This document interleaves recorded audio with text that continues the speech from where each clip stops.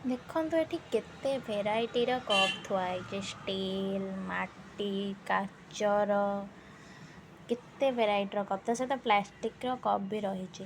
ଆଉ ସବୁ କପ୍ରୁ ଦି ପିସ୍, ତିନି ପିସ୍, ଚାରି ପିସ୍। ମୁଁ କେତେ ଥର ମାଆକୁ କହିଲିଣି ଏସବୁ କ'ଣ ହିଁ ଦରକାର, ବହୁତ ପୁରୁଣା ହେଇଗଲାଣି, ସବୁ ଫୋପାଡ଼ି ଦେ। କିନ୍ତୁ ନାଇଁ, ଯେତେ ବି ପୁରୁଣା ହେଇଯାଉ ମୋ ମାଆ ତାକୁ ସମ୍ଭାଳିକି ରଖିବ। ଯେମିତିକି ଏଇ ଗୋଟେ କପ୍, ଏଇଟା ହେଉଛି ପ୍ଲାଷ୍ଟିକ୍ କପ୍। ଏଥିରେ ଆଉ କିଏ ପିଇବ? କିନ୍ତୁ ନାଇଁ, ଇଏ ବି ଏଯାଏଁ ଆମ ଘରେ ଅଛି। ଆଉ ଇଏ ଗୋଟେ ଛୋଟ କପ୍, କେତେ ପୁରୁଣା କାଳର ଏ କପ୍। ଏ କପ୍ ତ ଏବେ ଆଉ ଚାଲୁ ବି ନଥିବ, କିନ୍ତୁ ଇଏ ବି ଏଯାଏଁ ଆମ ଘରେ ଅଛି। ଏସବୁ ଜିନିଷ ସମ୍ଭାଳା ହେଇକି ଏଇ ର୍ୟାକ୍ରେ ରଖା ହେଇଥିଲା। ଆଉ ଯେ ସବୁ କାଢ଼ିକି ସଫା କରାହେଇଛି। ଆକ୍ଚୁଆଲି ବହୁତ ଜଲ୍ଦି ଆମେ ଆଉ ଗୋଟେ ଜାଗାକୁ ଟ୍ରାନ୍ସଫର୍ ହେବାକୁ ଯାଉଛୁ। କେଉଁଠିକି ହେବାକୁ ଯାଉଛୁ ଯଦି ଜାଣିବାକୁ ଚାହୁଁଛନ୍ତି ତାହେଲେ କମେଣ୍ଟ ସିଓର କରନ୍ତୁ। ଆଉ ଲାଇକ୍, ସେୟାର, ସବସ୍କ୍ରାଇବ୍ ବି।